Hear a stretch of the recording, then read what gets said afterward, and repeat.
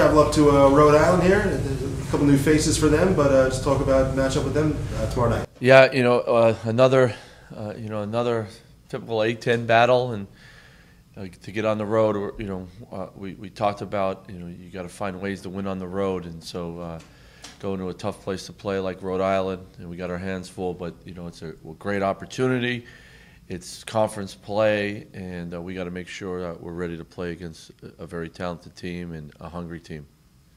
They use those pieces like Terrell and Matthews, but Dowden and Pass Russell have stepped up the bigger roles. What have you seen from them this year? They've kind of taken that lead. Yeah, Fats and Jeff, we all knew this before. They can play, but now they're the leaders, and they're the guys that have the ball in their hands to make plays, and they can do that at a high level. And Jeff every year has gotten better and better, and now he's scoring the basketball at a high clip, and everybody knows how dynamic of a player Fats is. So, they have some other guys though that are really tough and make plays and can make shots, and then Langevin is one of the best big guys in the league, and he could really hurt you. So they have a lot of different weapons. We got to make sure our defense travels, and we got to make sure that they're going to make runs because they're very talented. We just got to make sure they're shorter runs, and we got to do a really good job of having road toughness going to Rhode Island for sure. Have you guys and them become similar programs in the fact that no matter who you lose, you kind of still VCU and Rhode Island are always kind of viewed like near the top of the conference now, and it's a reload, not rebuild. So I think both programs have a strong basketball tradition. So expectations are, no matter who's coaching or who's playing, the expectations are high at both places. That makes it for a great competition, great game. It's in a basketball conference. There's a lot of schools like that in this league, but there's been a lot of recent games the last few years that big implications and great battles, and come down to the last 2-3 minutes of the game. Those are the fun games to be a part of. So for me as a coach, it's exciting to play Rhode Island. That's I have great respect for them and for their program, but we also a lot of this is just about us, and we're excited to go on the road. When we go on the road, people are excited that VCU's in their arena, and they're going to be ready to play, and it's a great challenge. When they played at Richmond, Richmond didn't necessarily consider them a great three-point shooting team. And Richmond, being with the way their roster is, was worried about the inside game. And Rhode Island comes out and makes 5 of their first 7 from behind the arc. Yeah. Is it any team at any given night can be good at something, but do you have to pick your poison with this group? Well, I hope we don't have to. I hope we play the defense that we've been playing all year long, but we know that they're a very talented offensive team. Sometimes you look at the numbers, and I understand that over a period of time, the numbers tell you things, but also players are players. And like I always say, if you give a college basketball player opportunity to shoot open threes, they're going to make them. And if you don't bring toughness around the rim, teams are going to finish no matter if it's a freshman or a senior. So our defense has to travel.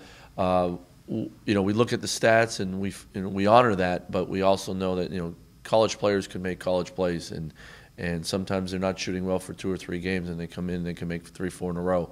So we got to be ready to play and guard these guys because they're very talented. They ended our season last year. Does that kind of come up, or is it just new year, new time?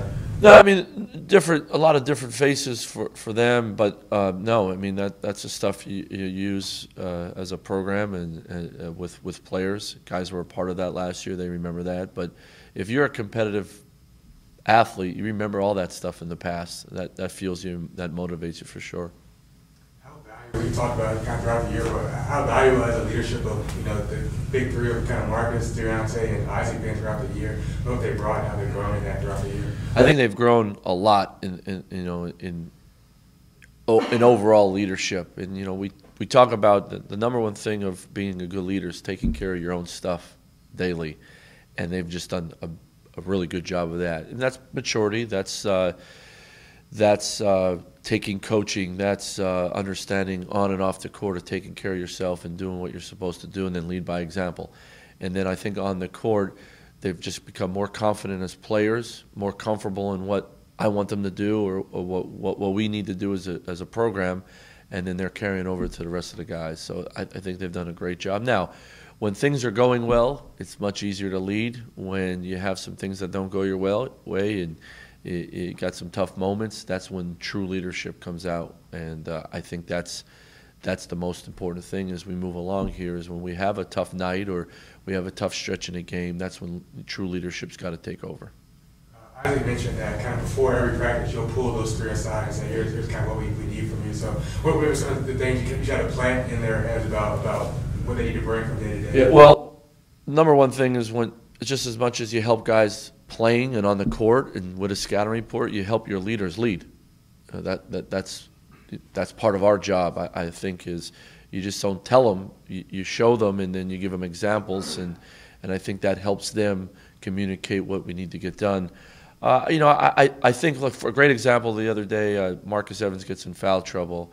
He goes to the bench. He's not sure he's going back in with 2 fouls in the first half or not, but he's on the edge of his seat helping PJ. PJ had a great 14 minutes in that half.